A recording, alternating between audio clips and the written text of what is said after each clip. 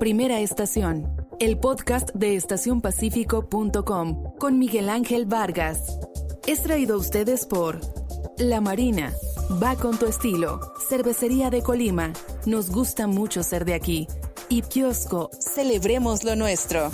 Noticias, entrevistas, análisis, opinión, todo lo que necesitas saber para comenzar tu día en Colima. Primera estación, el podcast de estacionpacífico.com con Miguel Ángel Vargas. Comenzamos.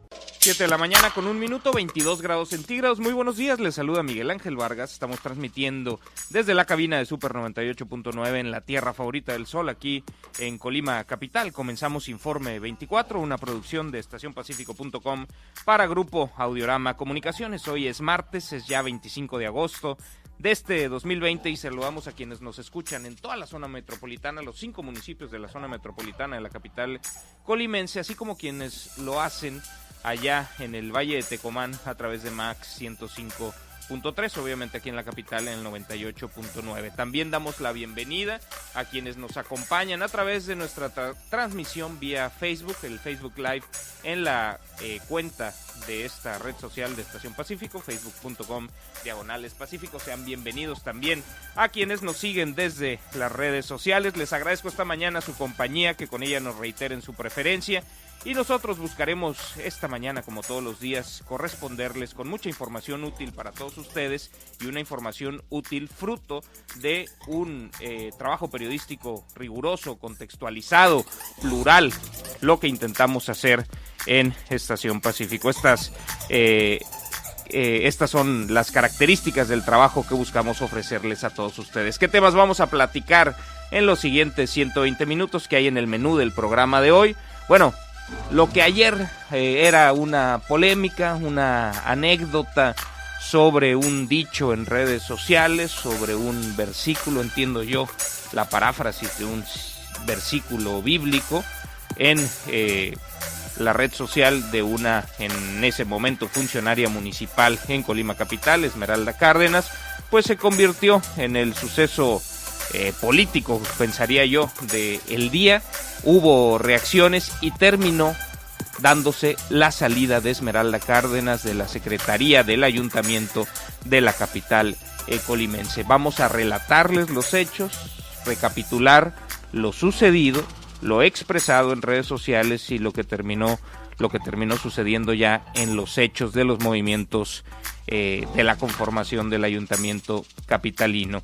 Obviamente también les compartiremos nuestro punto de vista al respecto. Hay una discusión sobre la libertad de expresión y sobre los derechos de las minorías.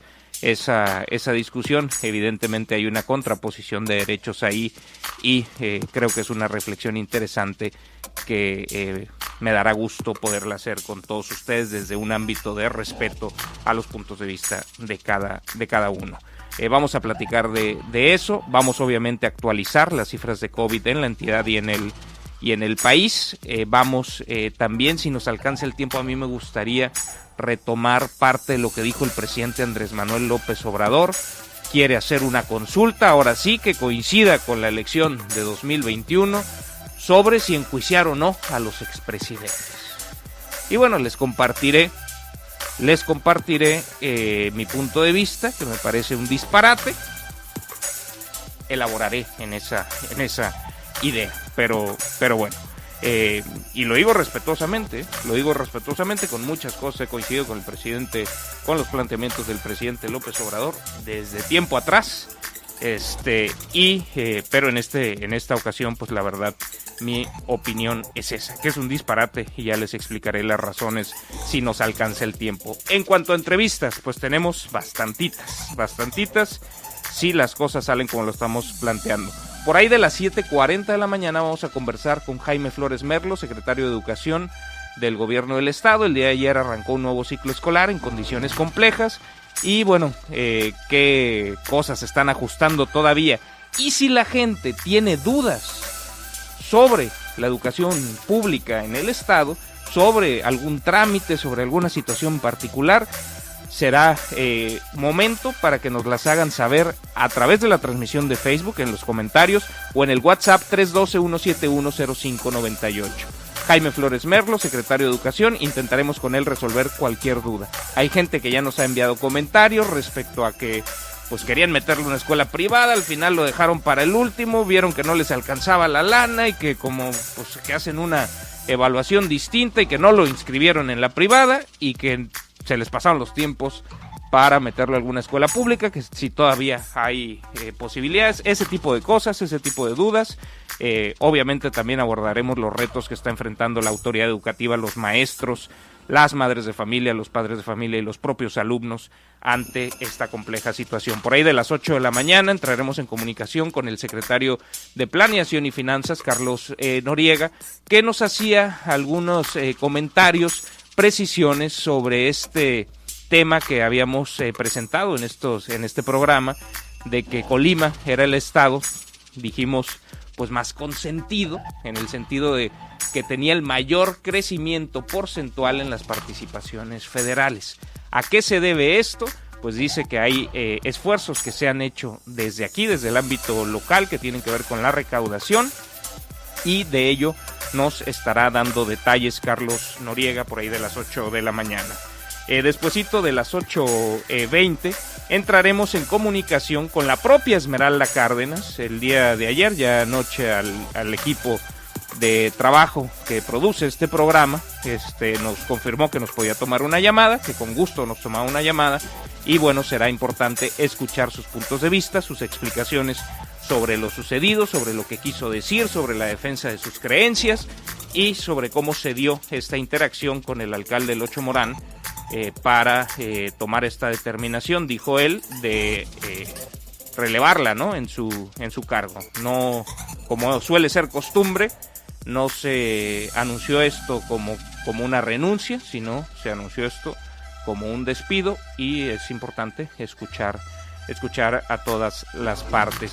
Y despuesito de la media, por ahí de las 8:40, entraremos en comunicación con Jorge Luis Preciado, diputado federal por segunda ocasión, que ha anunciado el día de ayer pues que otra vez quiere ir por la gubernatura, como intentó 2 veces en 2015 y 2016. Lo compartió a través de un video en sus redes sociales y bueno, entraremos en comunicación con él, platicaremos obviamente de eso y de todos los escándalos de la aprobación de la reforma energética, ¿no? Son temas que se tienen que aclarar y que será un gusto poderlo conversar con el propio ex senador y hoy diputado federal. Pues es lo que tenemos. Dicho lo dicho y anunciado lo anunciado, hacemos una pausa breve y después de la misma comenzamos. Efectivo cuando quieras en La Marina. Ahora puedes disponer de efectivo con tu línea de crédito La Marina. Acude a tu sucursal y te decimos cómo. Consulta condiciones en tienda. La Marina va con tu estilo. Este tema es un tema serio por distintas razones, porque estamos hablando de las creencias religiosas de la gente, porque estamos hablando de los derechos y de la discriminación de la que pueden ser objeto miembros de nuestra sociedad, integrantes de la comunidad LGBT, TTI y todo lo demás. No quiero ser impreciso, por eso lo dejo en LGBT, integrantes de la comunidad de la diversidad sexual, porque también estamos hablando de los derechos de una trabajadora y de una mujer, estamos hablando de el empleo en el servicio público de una persona y estamos hablando de libertad de expresión, así es que es un tema complejo.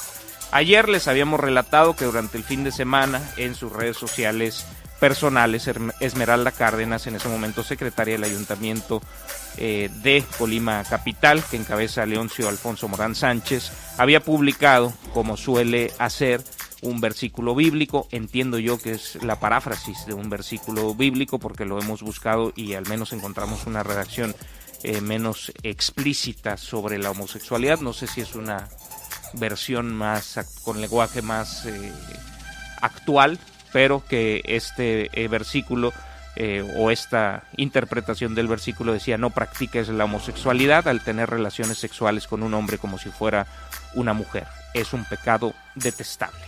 Esto había publicado en sus redes sociales. Después de ello, el propio alcalde de la capital colimense había emitido, el ayuntamiento primero había emitido una comunicación deslindándose de los dichos, diciendo que no representaba la visión ni era un posicionamiento institucional del Ayuntamiento de Colima. Locho Morán dijo más o menos lo mismo a través de sus redes personales. Dijo que como persona siempre se ha conducido con absoluto respeto hacia las diferentes formas de pensar, porque entiende el valor de la diversidad y lo respalda. Descalificó los dichos de Esmeralda Cárdenas, invitó a la funcionaria a explicar los motivos de su publicación y a ofrecer una disculpa pública. Eso se dio durante el propio fin de semana. Bueno, ¿qué sucedió después?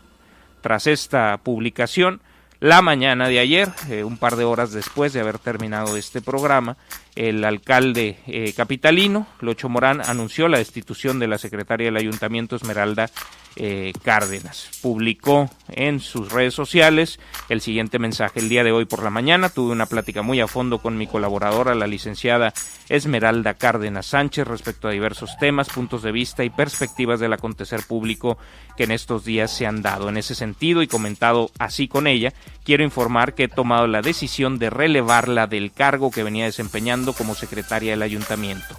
Le agradezco el profesionalismo y dedicación que le distingue como una mujer dedicada al servicio de Colima y su gente.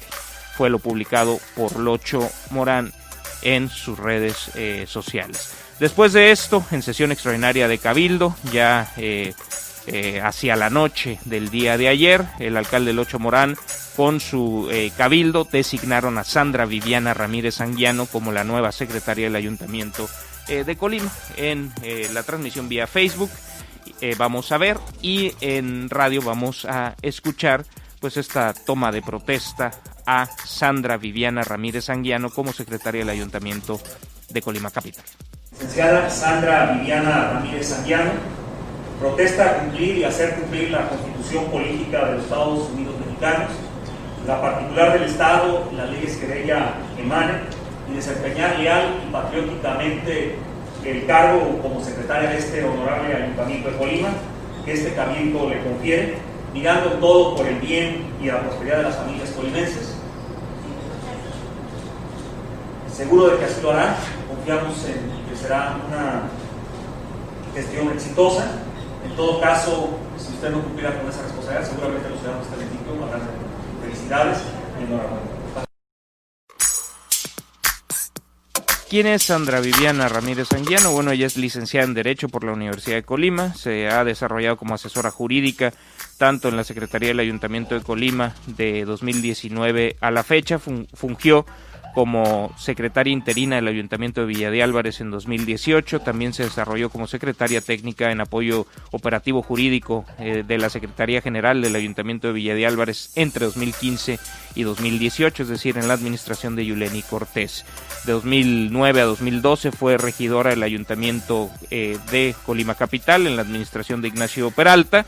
Como alcalde fue asesora de la Secretaría de la Mesa Directiva de la Cámara de Diputados entre enero y septiembre de 2008 y asesora jurídica del Congreso del Estado entre 2004 y 2006. Ella es Sandra Viviana Ramírez Anguiano, la nueva secretaria del Ayuntamiento, que releva en el cargo a Esmeralda Cárdenas luego de la polémica generada por el versículo bíblico homofóbico. Así, los hechos. Hasta ahí la información. La reflexión sobre el tema, que la hago a título personal, que ustedes la pueden compartir, que no es una verdad absoluta, la pueden compartir o no. Primero que nada, yo diría que claro que cada quien puede expresar lo que quiera expresar. Y que creo que esa libertad para expresar lo que se quiera expresar se debe defender. Incluso si lo que se quiere expresar ofende a alguien más. Sin embargo, también creo que hay cosas que son expresadas que tienen consecuencias, que ofenden a alguien más. Y cuando se está en el servicio público, pues se tiene que ser consciente de ello. el versículo en sí, aunque tenga un origen bíblico, aunque para ella compartirlo represente pues estar expresando cosas que tienen que ver con su credo religioso, pues es un acto, me parece a mí, de discriminación hacia los integrantes de la comunidad de la diversidad sexual, me parece a mí. He escuchado comentarios en el sentido de que pues nos debemos preocupar por su actuar como funcionaria pública y no por sus creencias individuales. Pues sí, claro, obviamente sería mucho más grave un acto de discriminación en el ejercicio del servicio público. Simplemente digo, si es de resaltar, es como si... es que si digo que un hombre pues crea que puede golpear a su esposa, pues ahí estamos hablando de una conducta delictiva, entonces quizás no sería el mejor ejemplo, pero sí retrata algo de una persona que está en el servicio público, retrata un pensamiento discriminatorio. Y no digo cuál debe ser la consecuencia de eso. Se le tiene que correr, no se le tenía que correr, se le tiene que exigir que se disculpe. No lo sé. Lo único que sé es que refleja algo del pensar de una persona que es servidora pública.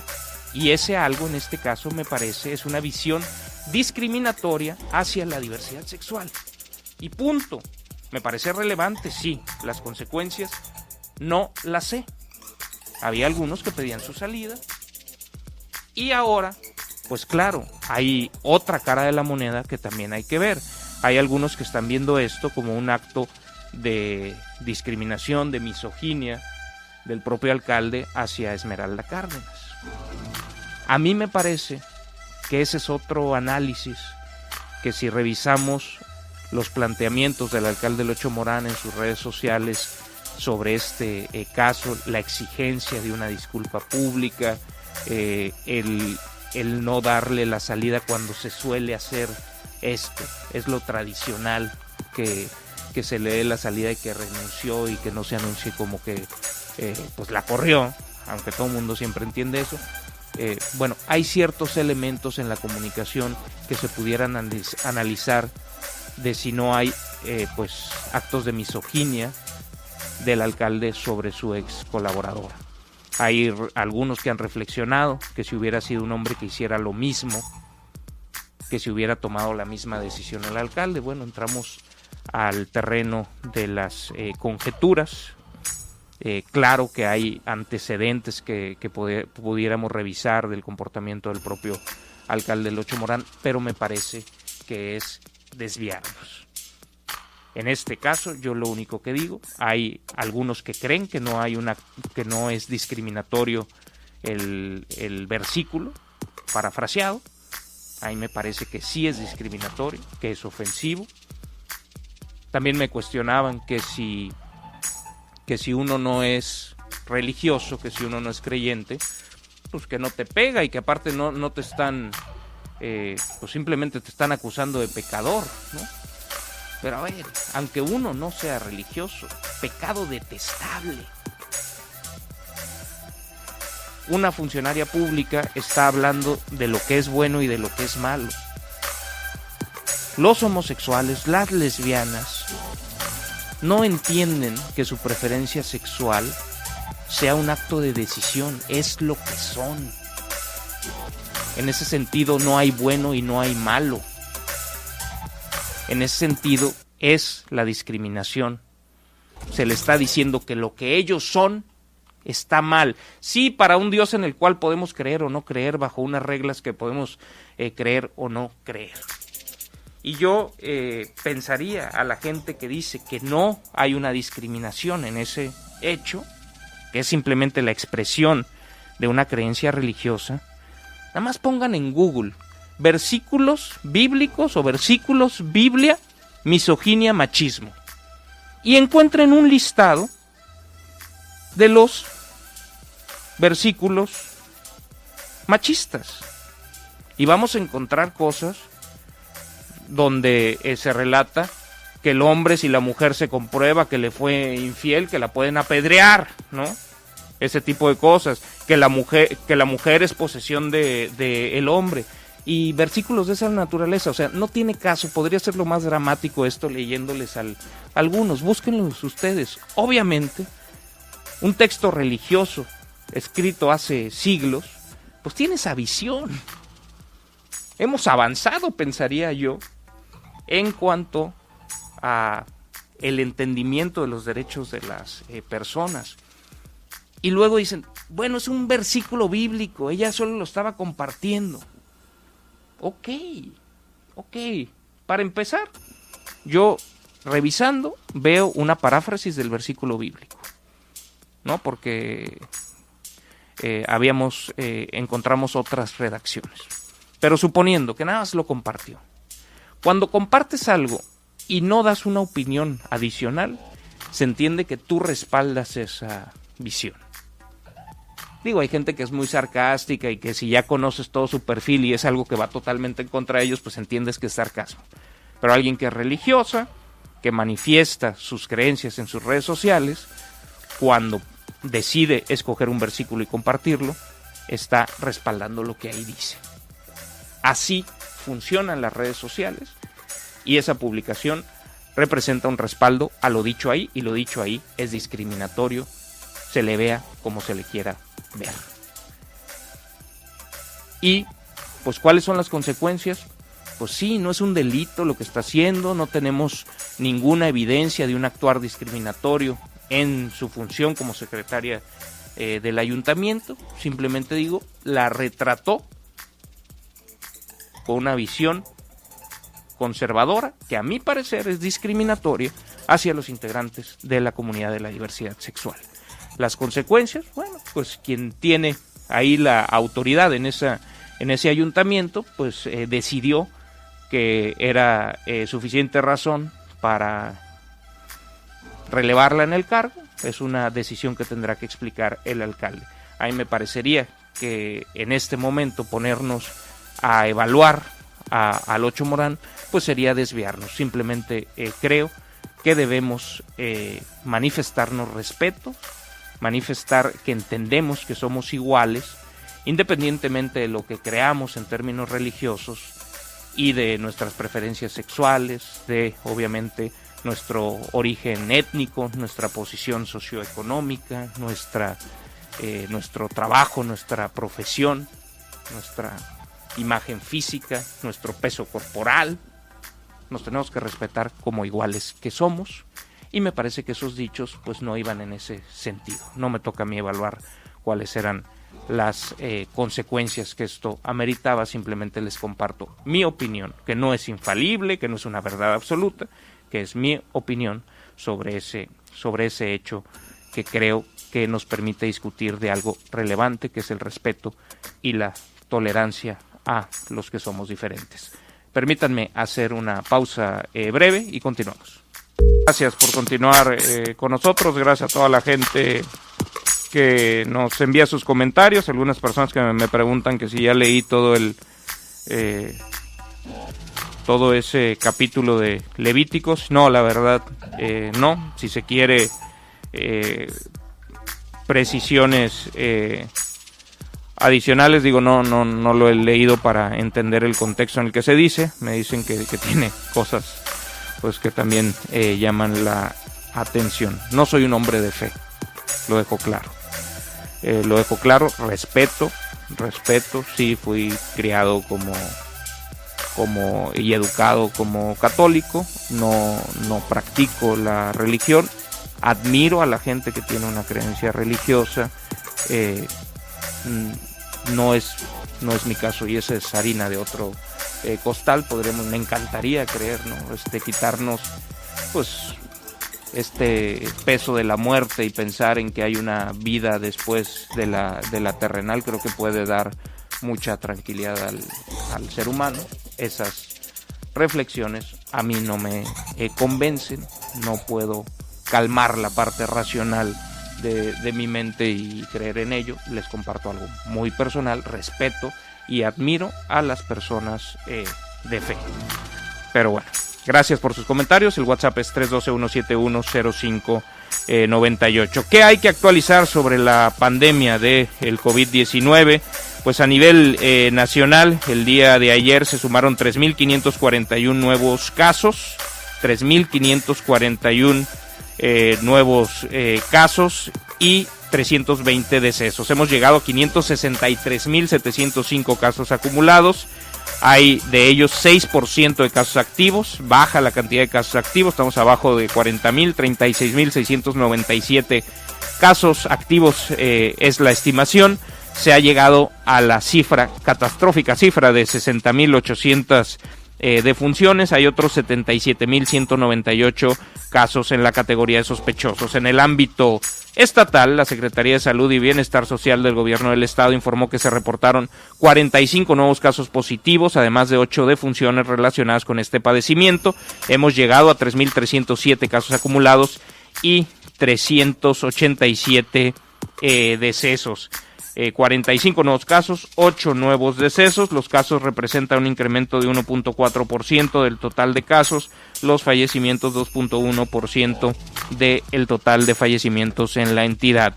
La dependencia estatal informó que las 8 muertes correspondieron a 4 mujeres y a 4 hombres, todos mayores de 40 años de edad, de los cuales 3 eran residentes de Villa de Álvarez, 2 de Tecomán y 2 de Colima, mientras que un deceso más ocurrió en una persona habitante ocurrió en Manzanillo, pero corresponde a una persona originaria de otro estado. De los nuevos contagios, de los 45 nuevos casos, 22 se dieron entre mujeres de 25 a más de 65 años de edad. De estas 22 mujeres, 16 están en tratamiento ambulatorio, 4 fueron hospitalizadas como pacientes graves y 2 hospitalizadas como pacientes no graves. Los 23 restantes casos son de hombres en los mismos rangos de edad, de los 25 años a más de 65 años de edad. De estos 23 casos, 13 reciben atención ambulatoria, 8 fueron hospitalizados graves y 2 hospitalizados pero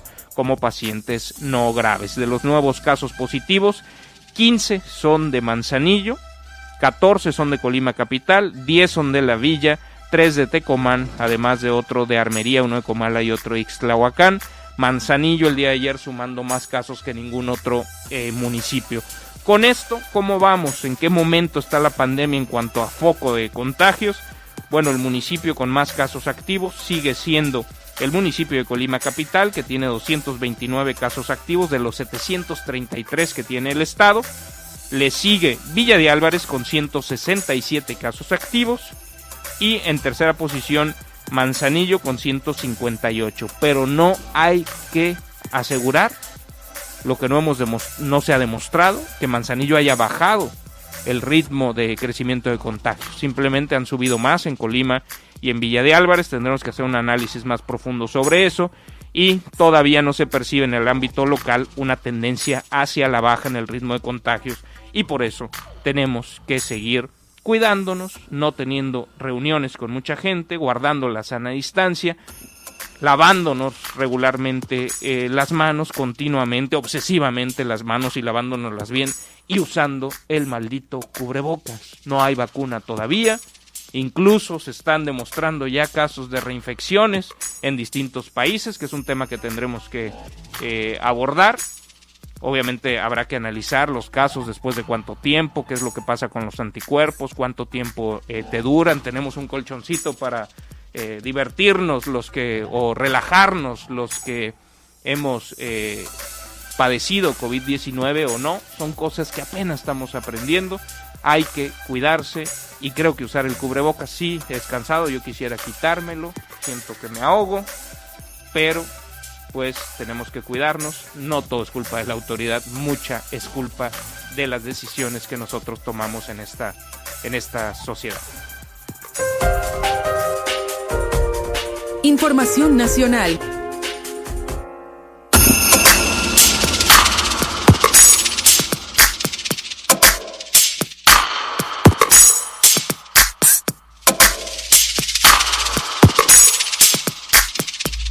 Y bueno, en el ámbito nacional, información generada el día de ayer, pero que creo que es relevante, el presidente Andrés Manuel López Obrador planteó la posibilidad de hacer una consulta pública para decidir si se enjuicia o no a los expresidentes de México que pudieran haber participado en actos de corrupción, y pues platicó un poco de cómo podría ser ese proceso, de lo que marca la Constitución y las leyes sobre la consulta pública. Al ser cuestionado sobre las investigaciones en el caso Emilio Lozoya y también de Genaro García Luna, el mandatario federal señaló que en ambos casos hay 3 prioridades: que se sepa toda la verdad, la devolución del dinero robado y que se solicite una consulta para que los expresidentes puedan ser enjuiciados en caso de que se compruebe también una implicación en algún delito en estos 2 casos, el caso Lozoya y el caso García Luna. Vamos a escuchar y ahí vamos a ver, en el caso de los que nos siguen vía Facebook, parte de lo que dijo en la mañanera de ayer el presidente López Obrador al respecto.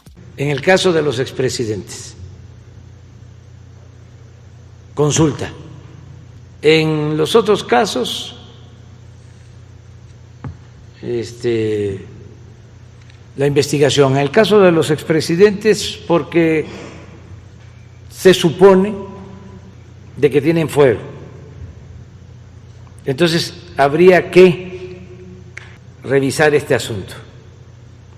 Y lo que propongo es de que al mismo tiempo que la Fiscalía y el Poder Judicial van resolviendo sobre la responsabilidad de los expresidentes, al mismo tiempo se puede hacer una consulta ciudadana para que la gente sea la que decida.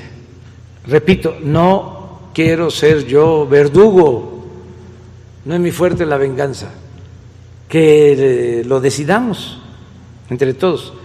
Una consulta pública con base en lo que establece nuestra normativa. De acuerdo con el presidente López Obrador, la solicitud la puede realizar el presidente, algún representante de las cámaras o a través de las firmas del 2% de los ciudadanos inscritos en el padrón electoral. El plazo para presentar la petición para que pudiera la consulta realizarse a la par de una elección federal sería entre el 1 y el 15 de septiembre. En caso de que la solicitud sea de parte del presidente o del Congreso, deberá ser aprobada en las cámaras, pero si la petición se da a través de las firmas ciudadanas, no requiere la aprobación del Legislativo Federal, sino que va directo a la Corte y esta dictamina si es constitucional y si procede, va directo al INE para organizar la consulta, según, relató el propio presidente de su lectura de la Constitución y de las leyes, obviamente,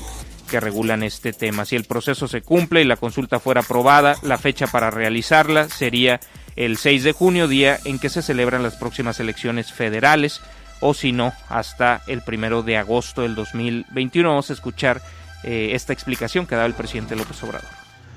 De acuerdo a la Constitución y a la ley de la materia, solo se puede solicitar, así está, del día 1 de septiembre al día 15 de septiembre. Afortunadamente, o desafortunadamente, como se quiera ver, se está a tiempo, porque legalmente no se podría solicitar después. El periodo que establece la ley es del 1 al 15 de septiembre de cada año. Incluso yo creo que es del 1 al 15 durante un año electoral. ¿Cuándo se tiene que celebrar la consulta? Hay 2 fechas. Se tiene que decidir sobre eso. Una es el día de la elección. En este caso, la elección federal es el año próximo, es en junio, primer domingo de junio. Ahí, ese día, se estaría consultando. Es una pregunta, nada más. 6 de junio, ese día. O parece que el 1 de agosto. Esa es la otra fecha. Eso se tienen que poner de acuerdo. Pues bueno, es parte de la revisión que hacía el presidente López Obrador, por lo que está planteando es la idea de que se someta a consulta la posibilidad de enjuiciar o no a los presidentes. Si nos revisamos la Constitución, creo que es el artículo 35 que norma esto, pues habla de que debe ser sobre temas trascendentales y habla de los temas en los que no se puede hacer una consulta, y hace referencia en uno de los puntos, hace referencia a que no se pueden hacer consultas sobre temas que afecten los derechos humanos, es decir, no se puede consultar. ¿Quieres que modifiquemos el Código Penal para que a todos los gordos los metamos a la cárcel? Pues no se puede, atenta contra los derechos humanos. Y en este caso podría haber una explicación técnica sobre por qué no aplica esta consulta que está planteando el presidente, porque obviamente al consultarlo a un juicio popular, pues está afectando el debido proceso en caso de que hubiera elementos para buscar procesar por la vía judicial por la comisión de algún delito a los exmandatarios federales. Es que pero dejemos el aspecto técnico, vamos al sentido común. Se le va a preguntar a la gente si se aplica la ley de si alguien cometió un delito. Pues no, la ley se aplica y marca la propia ley cuáles son los procedimientos para aplicarla, y punto. Si asesinan a una persona, no vamos a consultar, ¿lo enjuiciamos o se la perdonamos? Pues no, es un sinsentido. Con todo respeto, señor presidente, me parece a mí un sinsentido. Sí hay mecanismos para hacer una consulta pública, hay establecidos también los criterios para que sea vinculante, para que el Estado mexicano esté obligado a aplicar lo que la gente decidió, que tiene que ver con el porcentaje de participación en la misma, no solamente para generarla, sino ya en la propia consulta pública cuánta gente participa. Pero eso es ponernos en tecnicismos que me parece que el planteamiento no lo amerita, porque es un sinsentido. La ley se aplica y punto.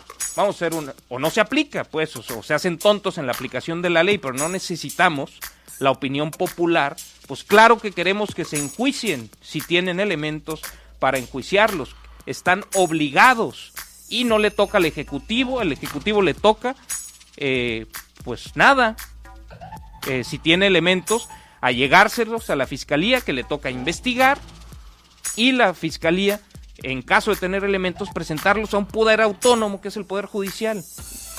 Y así es como se tendría que proceder. No tenemos nada que opinar los ciudadanos sobre si se castiga o no, se enjuicia o no se enjuicia. Se tiene que enjuiciar a quien se tenga elementos para procesar por la vía judicial. Hacemos una pausa y de regreso el secretario de Educación, Jaime Flores Merlo.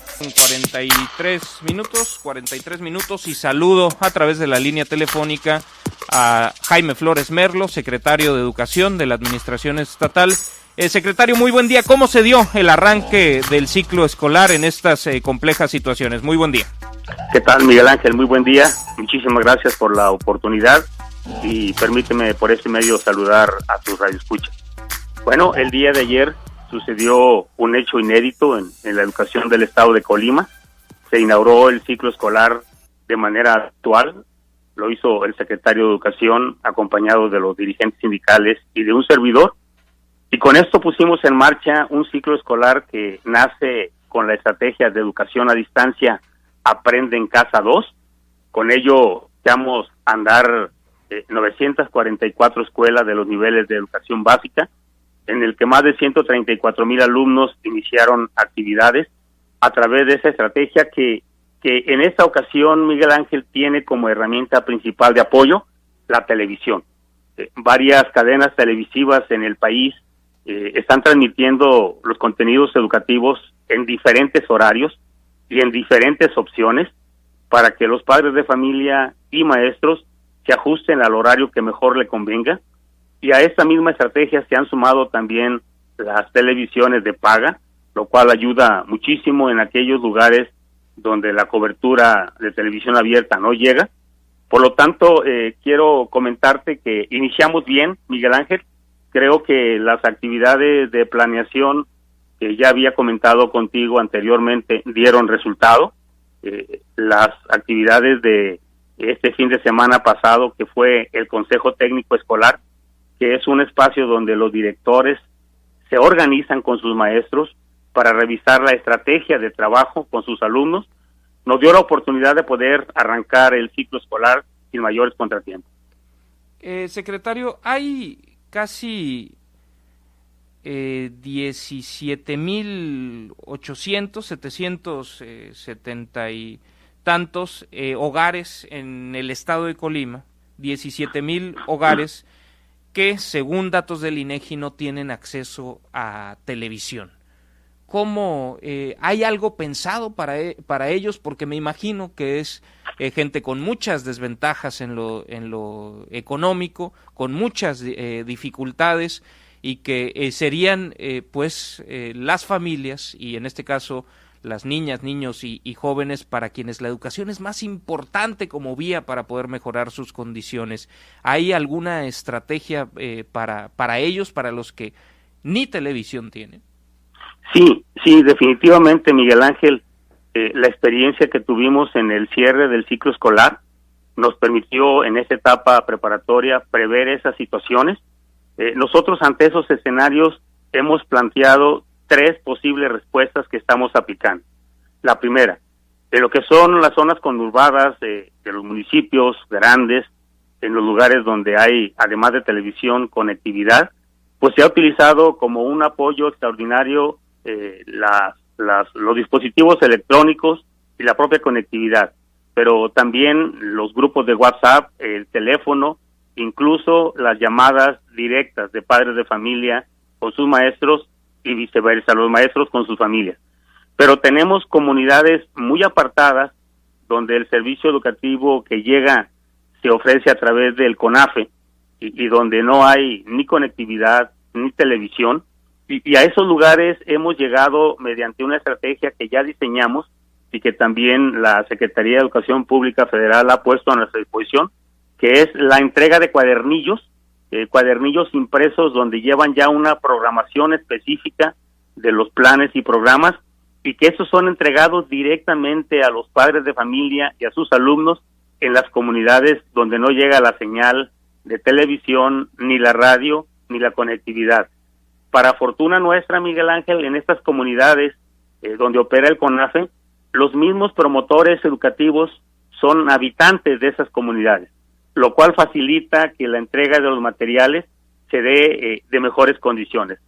Y tenemos otro aspecto de la población que a veces no se considera o no se toma mucho en cuenta en los medios o en las redes sociales, que son los albergues donde existen los niños migrantes. Tenemos una serie de alumnos en el municipio de Cuauhtémoc, en el municipio de Tecomán, ¿no?, que reciben una educación que es atendida por trabajadores de la educación, que reciben oportunamente la capacitación y que reciben los materiales a tiempo.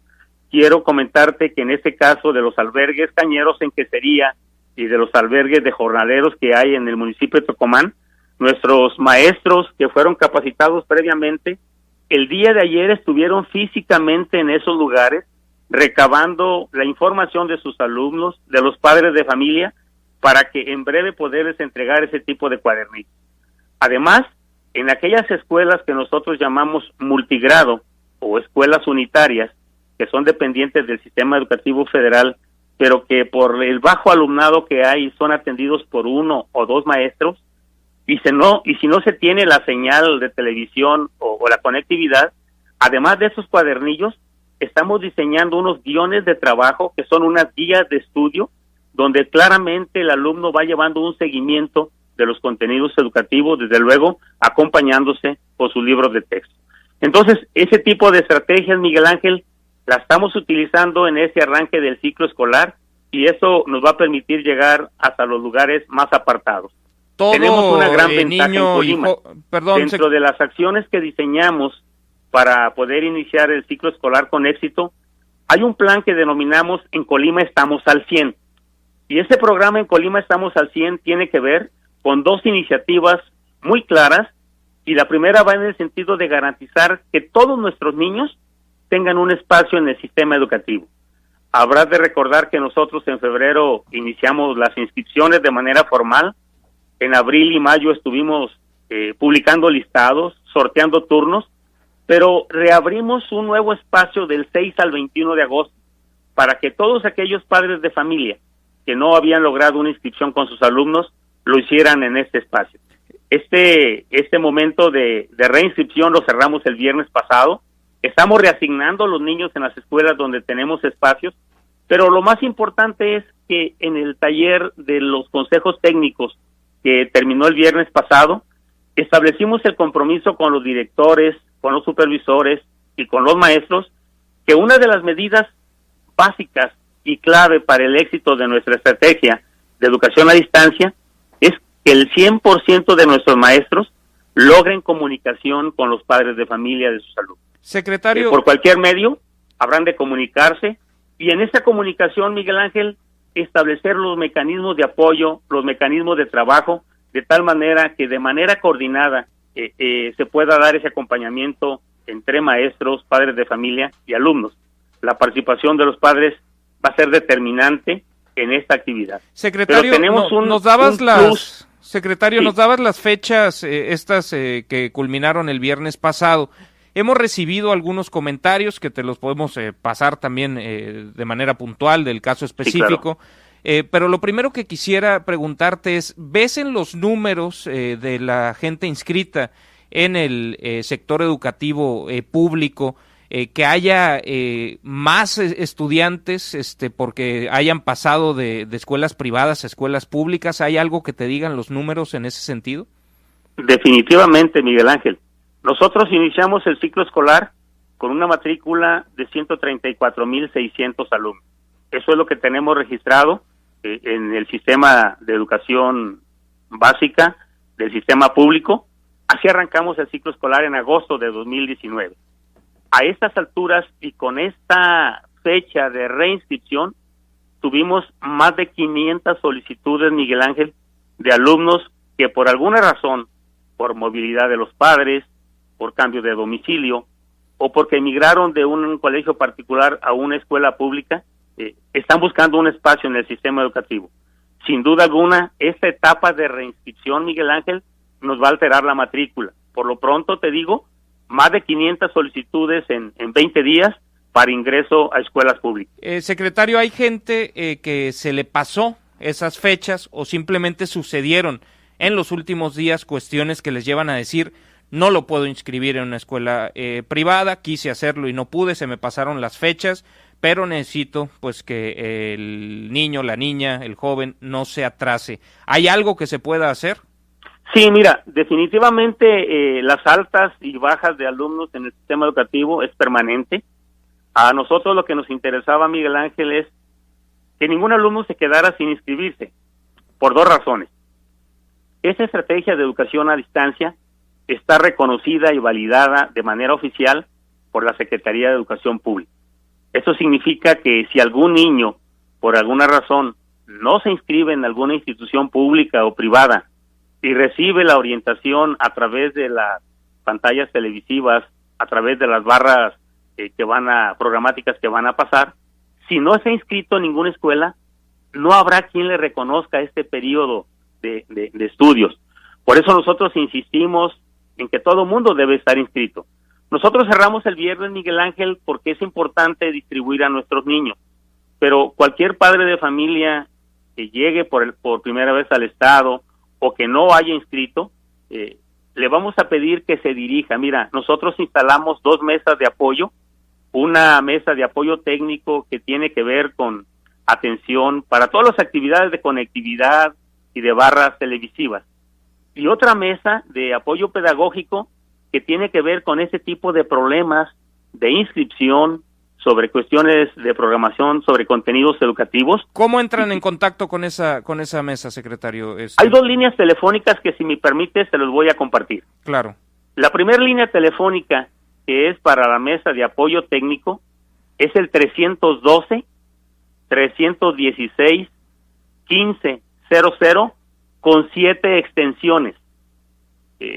Las extensiones son la 321, la 33-268, la 33-457, la 33-265, la 33-456, la 33-459 y la 35-261. En esas extensiones dudas vamos técnicas, a estar ¿no? De canales y desde demás. las 8:30 de la mañana hasta las 3 de la tarde, de lunes a viernes.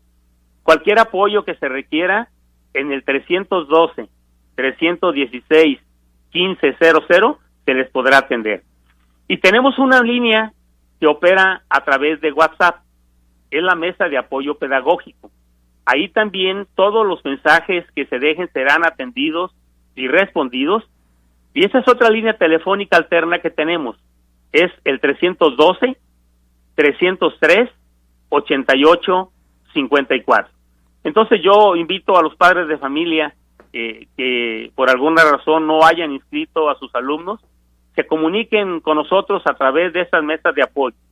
Y algo más, Miguel Ángel, si por alguna razón no lograron escuchar este mensaje de tu medio, en la página de la Secretaría de Educación están también estas mesas de apoyo, que hay un link ahí directamente, hay un banner que los lleva directamente a estos espacios telefónicos. Secretario, ¿te podemos pasar también los casos que nos han hecho llegar para ver si pudieras canalizarlos adecuadamente? Sí, con mucho gusto. Mira, estamos tomando dos medidas, Miguel Ángel, que para nosotros pues nos parece lógica.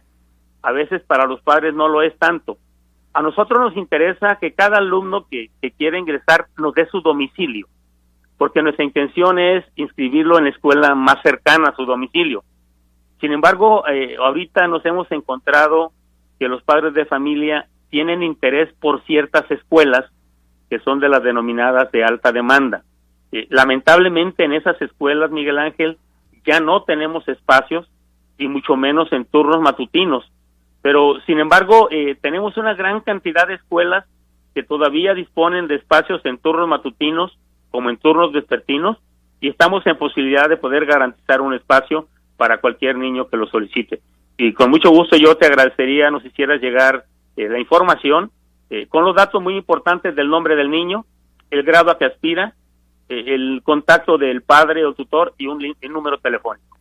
Secretario, hay algunos comentarios, la gente que por internet tiene clases, algunos que se les saturaron la plataforma de Zoom, otra persona que nos envía un caso particular de Mateo, un niño que iba a pasar a segundo de primaria y que querían inscribir en una escuela privada, pero por diversas cuestiones económicas no alcanzaron y se les pasaron las fechas del 21 de agosto. Bueno, te pasamos los datos, secretario.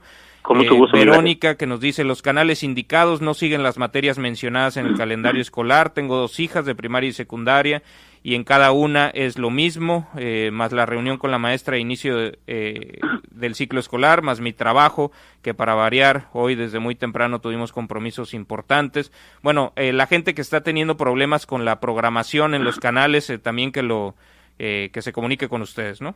Definitivamente esas mesas de ayuda que te acabo de mencionar orientan en ese sentido.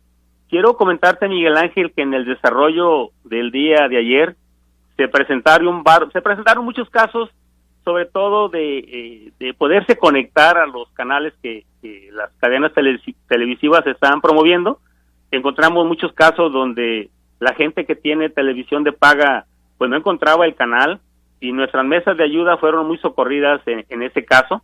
En otro caso, para fortuna, los maestros ya durante la semana del Consejo Técnico estuvieron orientando a sus padres sobre qué canales estuvieran revisando para darle continuidad a sus clases. Y yo creo que esto va a ser así los primeros días, Miguel Ángel. Hay una programación, hay 3 opciones para que los padres de familia escojan la programación que mejor le convenga. Hay unas opciones en una cadena televisiva que son muy temprano, hay otras opciones que son a mediodía. Y bueno, no olvidemos repetir que para los casos muy especiales, Miguel Ángel, los sábados y domingos habrá repeticiones de los contenidos educativos. Es muy importante que se comuniquen a estas mesas de ayuda para poderlos orientar. Secretario, y algo muy importante que estamos promoviendo en Colima, Miguel, mira, porque se están dando 2 casos muy especiales. Hay niños que por alguna razón papá o mamá trabajan y se quedan solos en casa. Quienes cuentan con la fortuna de tener un hermano mayor, digo, eso no resuelve el problema, o los abuelitos, o alguien que esté al pendiente de ellos. Pero hay casos donde el niño queda solo, donde los niños quedan solos, y estamos implementando una estrategia aquí en Colima, Miguel Ángel, fortaleciendo un valor muy importante en nuestros niños, que es el de la responsabilidad. Nuestros maestros trabajaron esta estrategia, donde en las pláticas que tienen con los padres de familia, les dejamos sentir a nuestros niños que el periodo de vacaciones ya terminó, que en condiciones normales él debería regresar a la escuela con sus compañeros, con sus maestros, pero que la situación de salud de la pandemia que estamos viviendo no lo permite.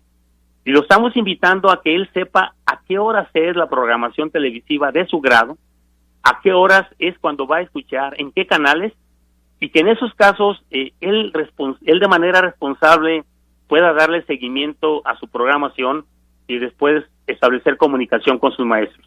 Esto lo estamos aplicando, Miguel Ángel, en los niños de primaria alta y secundaria, que son los niños de cuarto, quinto y sexto, y primero y segundo y tercero de secundaria, para que de una manera muy importante, motivándolos, sepan que también ellos pueden contribuir a la formación de su educación de manera responsable. Secretario. Entonces estamos trabajando con los padres de familia y con nuestros alumnos en esos casos donde no se tenga quien le dé seguimiento a la educación, sean nuestros propios niños quienes busquen la programación y se puedan apoyar en casa. Secretario, un par de comentarios, estamos ya sobre el tiempo. Nos dice Alejandrina que si no podrán extender el horario de estas líneas telefónicas para la atención, pues los padres se quejan de que no contestan y bueno, el horario aparte de las clases es hasta las 10 de la noche, entonces que si no puede estar alguien atendiendo así esa hora, entiendo que hay complicaciones tal vez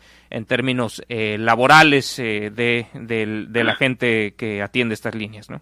Definitivamente, por eso ampliamos a 7 extensiones, de tal manera que puedan ser atendidos.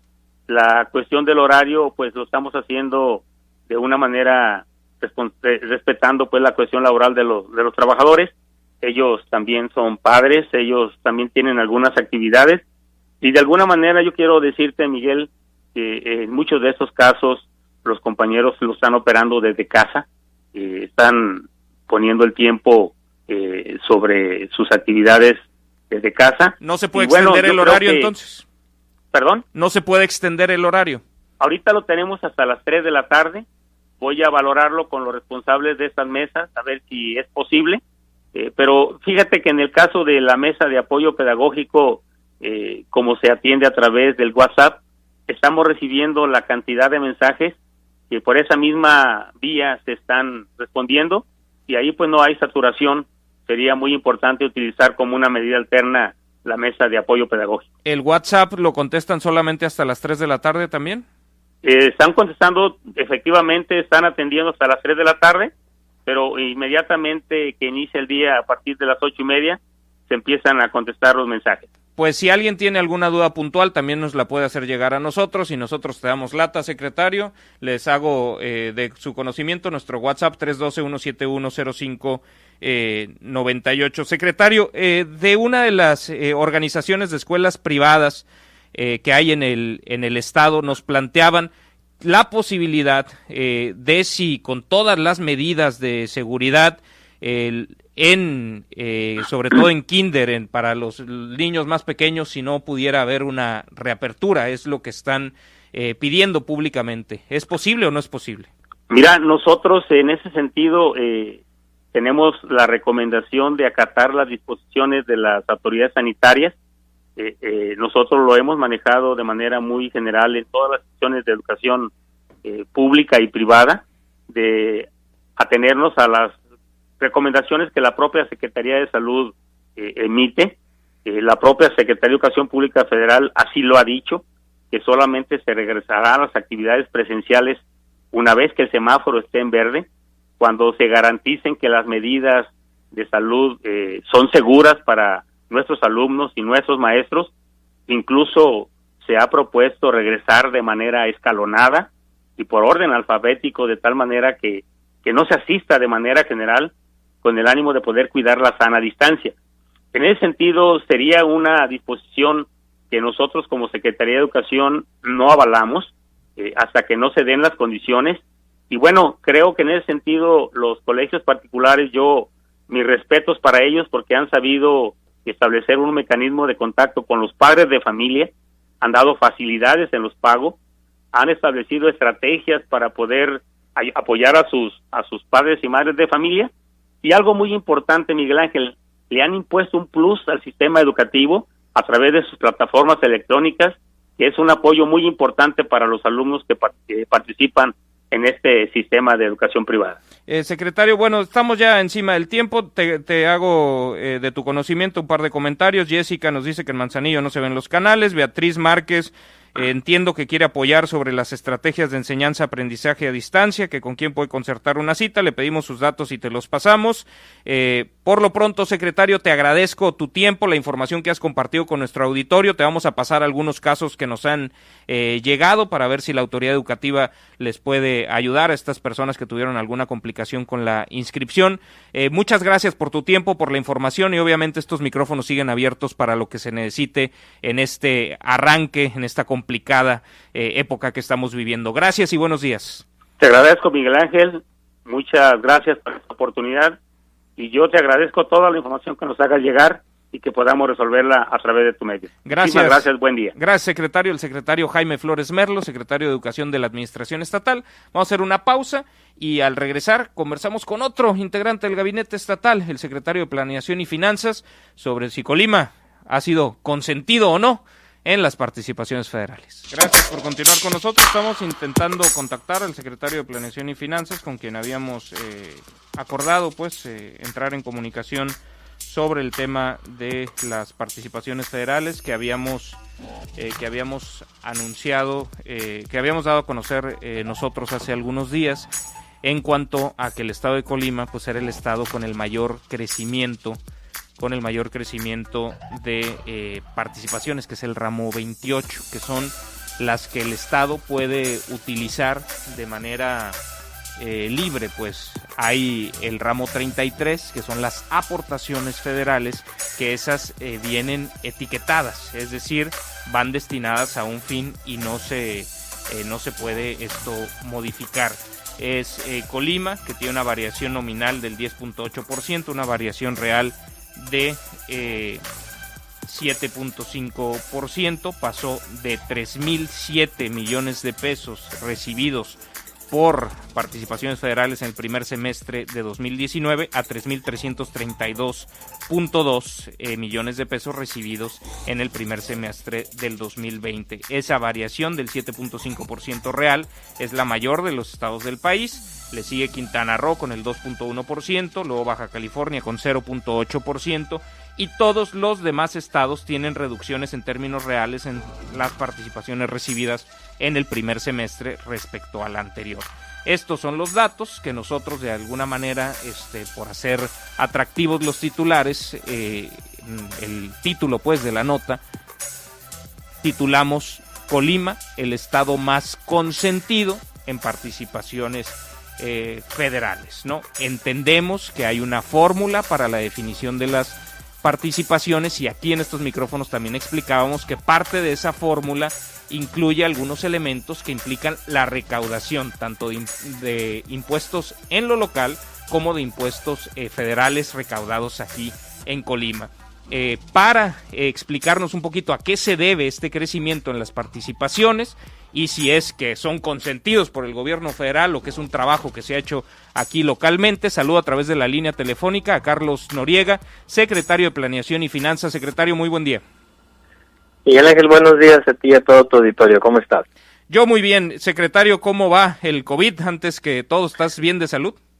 Sí, estoy muy bien, muchas gracias. Pues guardando aquí los 15 días que nos recomendaron los médicos, guardarnos en casa para tener esta responsabilidad de no poder infectar a más gente. Entonces, pues estamos aquí en casa, pero bendito sea Dios, todo muy bien. ¿Encerrado en tu cuarto todavía o...? Encerrado en el cuarto, pues ni modo, pero... No vayas a contagiar a nadie, secretario. No, aquí estamos y bueno, pues seguimos trabajando en las cosas importantes de los temas financieros del Estado, y bueno, pues aquí estamos a tus órdenes. Secretario, ¿hubo un crecimiento? O sea, ¿los datos que presentamos son correctos, son incorrectos? ¿O qué habría que aclarar? A ver, bueno, yo creo que hay que aclarar varias cosas y hay que decir las cosas realmente como son.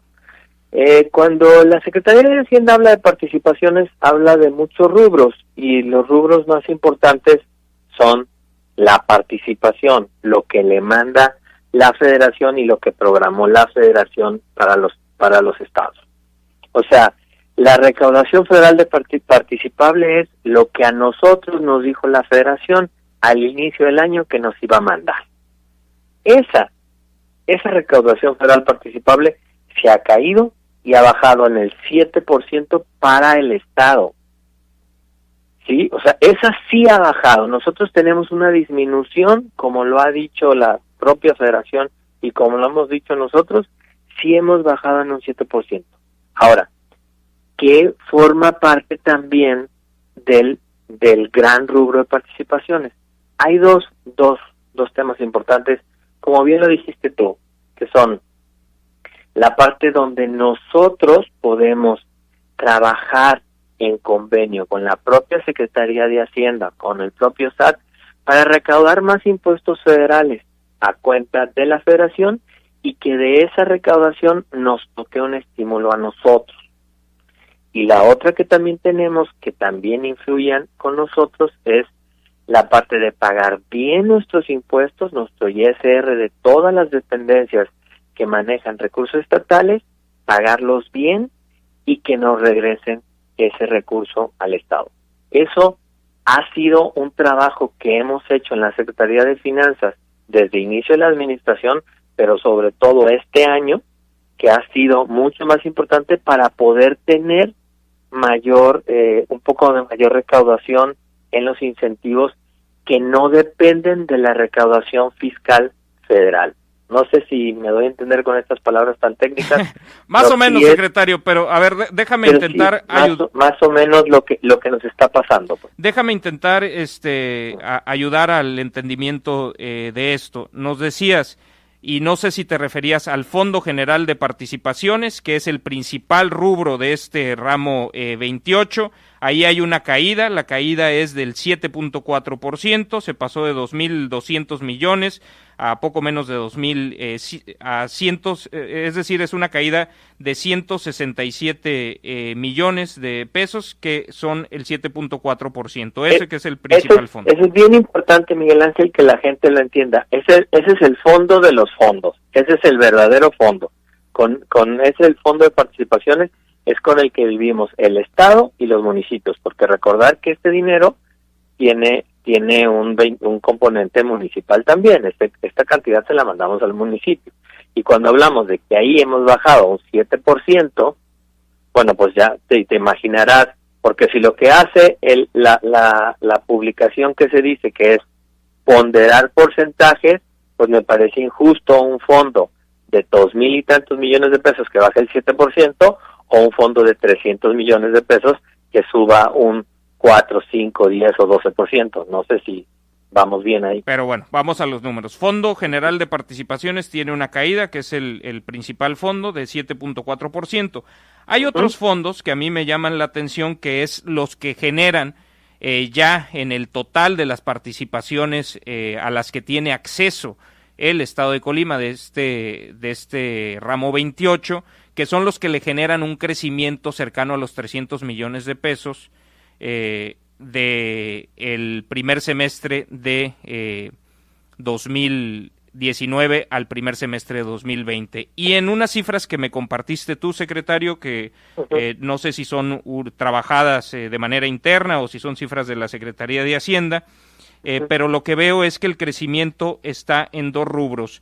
Fondo de ISR participable, dice 3B LCF, esa parte no la entiendo, pero ese fondo del ISR participable pasó de 137.8 millones a 482 millones, 340 millones de pesos más, un crecimiento de 240%. ¿Cómo le hicieron para crecer la recaudación de ISR a ese nivel cuando estamos en plena una crisis económica de la cual no teníamos precedente? Bueno, a ver, no es bien importante que te lo explique. Este es el ISR que debemos de pagar el gobierno del Estado, que se debe de pagar el gobierno del Estado para poder lograr que nos lo regresen. Son trabajadores del gobierno del Estado, de todo el gobierno del Estado, incluyendo municipios. Pues se debía entonces un montón de lana de ISR. Todos esos impuestos, exactamente. Entonces, como nosotros lo que estamos haciendo es regularizando todas y cada una de las nóminas del gobierno del Estado, había algunas dependencias, algunos entes y algunos organismos públicos descentralizados que no se habían pagado sus impuestos. Esto a mí me causa un problema porque al momento que no se pagan los impuestos, al gobierno central, a la Secretaría de Finanzas, le descuentan los impuestos no pagados vía participación. Entonces lo que yo hice fue generé una partida especial para poder ayudar a todos los entes que pagaran estos impuestos y al momento de que lo pagaran, lograr que no lo regresaran. Entonces, pues si ven ustedes en un balance contable de entrada y salida tan simple, pues a mí me tocó gastar ese dinero y después recuperarlo. O sea, no todo el ISR no hay un efecto de beneficio en la liquidez del gobierno del Estado. Todo el ISR que se paga como patrón, el gobierno del Estado, ¿se le regresa? Para todos los entes federales, para todos los gobiernos de los estados, para todos los municipios, el ISR de retenciones de los trabajadores que se paga al gobierno federal se regresa a los gobiernos estatales. Pues bueno, y se tiene que pagar para no tener un trato distinto con los trabajadores del servicio público. Es que si no se paga, Miguel Ángel, es importante decirlo, si no se paga y la Secretaría de Hacienda lo establece en un cobro como impuesto no declarado, ya no tenemos ese beneficio. Claro. Entonces, por eso hemos estado trabajando en esto. Por eso les digo a la gente que hace las observaciones de que tenemos más participaciones que no, o sea, que el trabajo local es el que nos ha dado tener más ingresos, pero en este ajuste, este rubro que tú lo platicas que es importante, el 3B, no nos da más recursos para tener disponibilidad. Entonces, para entender, estos crecimiento de 240% en el ISR pagado y que después se regresa, ¿por qué creció tanto? Porque no creció 240% la nómina, ¿no? Más bien entiendo que hasta se ha No, porque reducido. Son impuestos no enterados de años anteriores que hemos estado regularizando para poder sanar el balance. Para mí es lo mismo poder apoyar a los entes o poder apoyar al propio gobierno a pagar esos impuestos y que después me lo regresen. ¿Qué gano? No tengo un adeudo con la Secretaría de Hacienda, no dejo un pasivo registrado y no dejo una responsabilidad de no haber pagado los impuestos. Y a ver, ya nos estamos metiendo en cosas muy técnicas, pero hay que entenderlo bien y no lo puedo explicar bien si no lo entiendo bien. Si creció, no porque creciera la nómina, sino por ISR no enterado de ejercicios anteriores, ¿por qué no se había enterado? Muchas veces por falta de flujo, también hay que decirlo. Ahí tenemos temas de la Secretaría de Salud que también en la necesidad de flujo se había no podido pagar esos impuestos, los pagamos y los hemos estado enterados. O sea, yo creo que eso es parte de la responsabilidad, parte de entregar bien el tema de los pagos de los impuestos y bien de tener un balance de responsabilidad de paga de obligaciones como todos los empresarios y hacerlo de una forma como debe de ser. Entonces, la indicación del gobernador Ignacio Peralta es regularizar todos estos temas para poder entregar unas cuentas perfectamente bien definidas de qué es lo que se debe de impuestos o que no se debe de impuestos, ¿no? Y a ver, dado que esto es una aclaración de una nota que publicamos, quisiera llegar a la idea central. ¿Sería correcto decir entonces que el incremento en participaciones durante el primer semestre de 2020 se debe a un proceso de regularización de la administración estatal en el pago de ISR que se le regresa? En el rubro, exactamente, pero en el rubro que tú me pones, que es en el 3B, hay otro rubro en la parte de participaciones que son los incentivos derivados de las colaboraciones que tenemos con la Secretaría de Hacienda. ¿Eso qué significa? En ese también nosotros aumentamos. Ese nos dimos a la tarea, junto con la propia Secretaría, de salir a cobrar impuestos, Miguel Ángel. No nos queda otra. Así como la Federación dijo que iba a cobrar impuestos y ha hecho unos grandes logros en cobrar impuestos a grandes empresarios, nosotros salimos a cobrar impuestos, Miguel Ángel. Y el momento de poder salir a cobrar impuestos, como lo marca el convenio, cada vez que yo puedo cobrar un peso de impuestos estatal, un peso de impuestos federal, la Federación me da el estímulo de regresarme un 75%. Entonces, bueno, pues salimos a la calle a cobrarle a los empresarios. No determinamos las auditorías nosotros, pero sí salimos a cobrar lo que la propia Secretaría de Hacienda nos dijo que podíamos cobrar. No debe ser muy popular ahorita, secretario. Bueno, yo sé que no, pero la verdad es que es algo que tenemos que trabajar porque la estrechez de recursos es importante, porque lo que no tienes ahí en la nota que tú publicaste, Miguel Ángel, es nuestro faltante de recursos estatales. Traemos cerca el cierre al último mes, que es el mes de julio, cerca de 190 millones de pesos menos de ingresos estatales. ¿Cómo cuáles? Pues, por ejemplo, el holograma y la tenencia, pues ya dejé de cobrar. Normalmente en abril cerraba yo el periodo para poder cobrar los impuestos. Hoy ya voy en agosto. Todavía no hemos recuperado las variables del año pasado. Por ejemplo, el impuesto sobre nómina, pues tuvo una disminución. El impuesto al hospedaje, así que no hemos tenido un ingreso real. Entonces, yo creo que pues tenemos que encontrar las formas de poder sacar adelante la administración con las armas que podemos tener. Yo sé que no es fácil poderlo cobrar, pero la verdad es que lo que hemos podido cobrar lo hemos hecho de forma muy tranquila. No hemos hecho mayor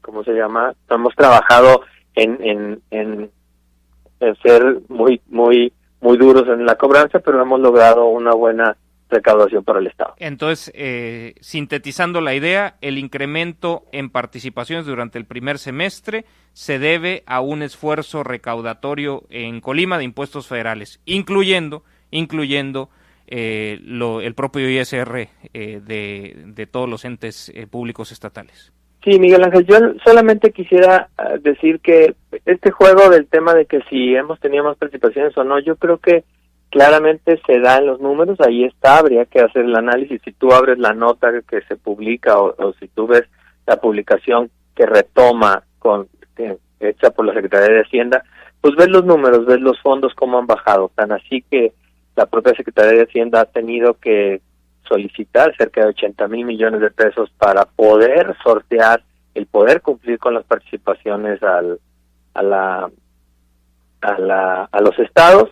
Y bueno, pues eso es lo que nos corresponde a todos. Todo el mundo, tanto la Federación como nosotros, estamos haciendo lo que más podemos para tratar de salir adelante con todas estas necesidades y con esta economía un poco o mucho frenada que tenemos en el país. Es decir, no tiene más liquidez la administración estatal que el año anterior. ¿Perdón? No tiene más liquidez la administración estatal que el año anterior. No tiene más liquidez que el año anterior. Estamos visualizando un cierre complicado, estamos entendiendo que la economía no levantará en estos próximos meses. Entonces, bueno, pues estamos entendiendo cómo funciona y de la misma forma como nosotros lo entendemos, lo entiende la Federación. La Federación ha tenido que pedir prestado esos 80,000 con cargo a las participaciones de los próximos años para poder garantizar que pueda mantener el flujo de recursos a los estados. Entonces, pues así estamos entendiendo toda la economía. Secretario, ya por último, ya que mencionas asuntos de pedir prestado, ¿cuáles son los tiempos del tema de la acción de inconstitucionalidad? ¿Cuándo saben si se le admitió a trámite o no? Que supongo que es lo necesario para poder iniciar todos los trámites relacionados con la solicitud de crédito. Bueno, Miguel Ángel, yo no soy experto en eso, ya hablé hace unos minutos de los temas técnicos, esta parte legal no la sé muy bien. Lo que sí te puedo decir es que nosotros empezamos ya el proceso, iniciamos el proceso, no hemos sido notificados de algún otro. Okay. Si hubiera alguna acción, si hubiera alguna acción que tuviera que suspender el proceso, pues lo haremos como marca la ley. Nosotros ya iniciamos el proceso, ya publicamos hace algunos días la licitación, las bases de las licitaciones, ya tuvimos la primera junta de aclaraciones con todos los bancos interesados, va a haber una segunda junta se estableció que existe una segunda junta de aclaraciones y nosotros vamos trabajando en eso. La parte legal pues no la tendrán que definir propiamente la gente que tenga que definir si tenemos que parar o no, pero nosotros vamos trabajando y vamos haciendo las cosas como marca lo que las obligaciones que tenemos con nuestra ley de disciplina financiera y la ley de deuda estatal. Perfecto, secretario. ¿Algo que no te haya preguntado que quisieras agregar? No, pues que usen cubrebocas y se cuiden mucho, por favor. La verdad, esto es real, la gente se tiene que cuidar y hay que cuidarnos todos. Te agradezco mucho, secretario. Excelente día. Gracias. Hasta luego. El secretario Carlos Noriega, secretario de Planeación y Finanzas, que nos explica pues cómo se ha dado, no es que se haya afectado el flujo, nos dice, se ha hecho un esfuerzo recaudatorio por pagar el ISR adeudado por distintos entes públicos estatales y también por cobrar aquí en Colima algunos impuestos federales, porque por los convenios pues ese recurso, parte de ese recurso regresa. Pero en otros rubros también pues hay una caída importante en cuanto a los recursos recibidos, así es que en el balance general pues la administración estatal no tiene más liquidez, sino lo contrario, es lo que nos dice el secretario de Planeación y Finanzas. Hacemos una pausa y de regreso Esmeralda Cárdenas. Gracias por continuar con nosotros. Les recuerdo las vías de comunicación, el WhatsApp 312-171-0598. Pues vamos mañana a contarles con tiempo de esta renuncia del senador Samuel García de Nuevo León a MC, y que luego acusa que lo hackearon, pero pues ese hackeo que acusa se le fue duro y a la cabeza a Luis Donaldo Colosio, hijo de el candidato presidencial asesinado. Cuando son las 8:30, con 31 ya, saludo con muchísimo gusto a Esmeralda Cárdenas, quien fuera hasta ayer secretaria del Ayuntamiento de Colima. Esmeralda, muy buen día. ¿Qué habría que aclarar sobre lo sucedido en los últimos días, sobre lo publicado? Muy buen día, te escuchamos. Muy buen día, Miguel Ángel, un saludo a todos. Pues comentar que en mi cuenta personal de Facebook publiqué varias citas y el jueves particularmente pues también lo hice, como lo vengo haciendo desde hace más de 3 años, en el ejercicio de mi libertad de expresión y de creencias religiosas. La cita bíblica es una transcripción textual de lo que dice la Biblia, no tiene ningún comentario más, no lo digo yo, lo dice Dios ahí en su palabra desde hace más de 1000 años en el Antiguo Testamento. Es mi derecho como ciudadana mexicana y colimense expresar en mi perfil personal de Facebook, ¿verdad?, al cual acude pues a verlo quien desea, porque es público, y quienes me siguen, y pues quien no quiere leerlo pues no se acerca por ahí, ¿verdad?, a ver lo que está en mi perfil. Entonces, derivado de la publicación de una de las citas bíblicas pues que publiqué el jueves pasado particularmente, pues derivado de ello se me pide que haga una disculpa pública, a lo cual, por no haber dirigido mi publicación a nadie en lo particular y no haber tenido en mi persona ninguna conducta que afecte pues a alguna persona, pues dije que no, por ser mi derecho humano de libre expresión y de libertad de creencias.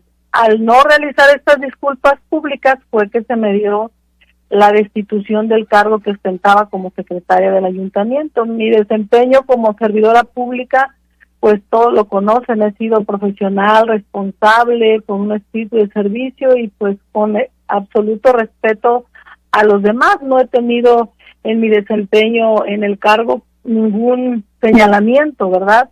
Y hoy pues siento que sobre mi persona se ha cometido una injusticia, me siento pues discriminada por mi fe en Cristo Jesús. Los creyentes y seguidores de Jesús, como en los tiempos bíblicos, nos podemos llegar a sentir perseguidos, discriminados, juzgados, señalados, violentados en nuestros derechos sin que la autoridad, como exige respeto por los derechos de otros, pues lo exija por los nuestros, ¿verdad? Como fue lo que provocó la destitución del cargo que ostentaba, porque hoy la determinación, ¿verdad?, que se ha tomado sobre mi persona, pues establece un precedente en el sentido de que, pues, publicar en las redes sociales un texto bíblico es una falta que puede, pues, motivar al despido de tu trabajo. Exsecretaria, perdón, para entender bien el asunto, porque también incluso las imágenes veíamos como si fueran de alguna app, de alguna aplicación, supongo, sobre sí, la Biblia, pero esa... ¿Tú decidiste, tú escoges las citas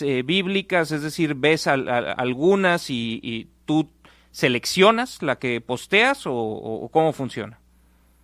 Sí, mira, definitivamente, yo como creyente y como todos los miles de creyentes que profesamos la fe en Cristo Jesús y que a través de ello hemos sido pues salvados, transformados para bien de la sociedad, pues yo leo la Biblia todos los días. Entonces todos los días hay una app en la que lo puedo leer pues en mi Biblia que tengo impresa, o la puedo leer en una app, ¿verdad?, que tú puedes bajarla como cualquier aplicación. Entonces yo la leo y bueno, comparto de ahí algunos versículos de mi lectura bíblica diaria. Entonces, es decir, tú lo escogiste. Sí, por supuesto, sí. O sea, como están ahí, si tú te fijas, si tú revisas mi perfil, desde hace más de 3 años tengo publicaciones, sí, claro, y tengo muchas publicaciones de otro tipo. Entonces, ¿por qué? Porque es mi perfil personal, ¿verdad? Entonces, pues lo que... ¿Respaldas lo que dice Levíticos 18:22?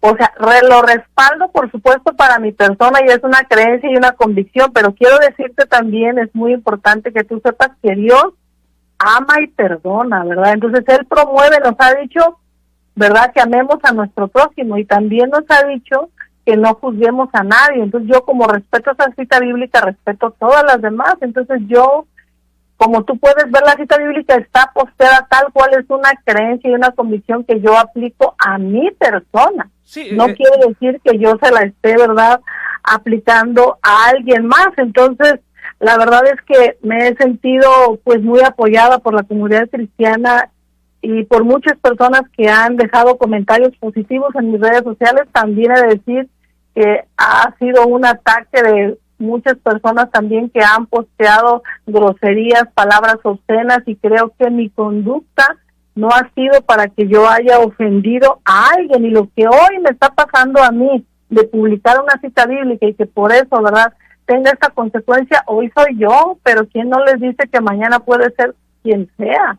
Entonces creo que sí se está sentando pues un precedente, y hoy como ser humano pues me duele esta injusticia, pero como creyente y sierva de Dios me siento fortalecida y agradecida, porque como dice la palabra, bienaventurados los que padecen persecución por causa de la justicia, porque de ellos es el reino de los cielos.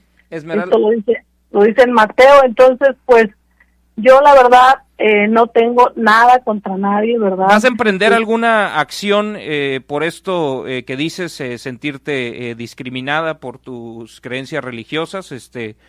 ¿Buscarás de alguna manera ser restituida en el cargo, o harás algo en términos jurídicos?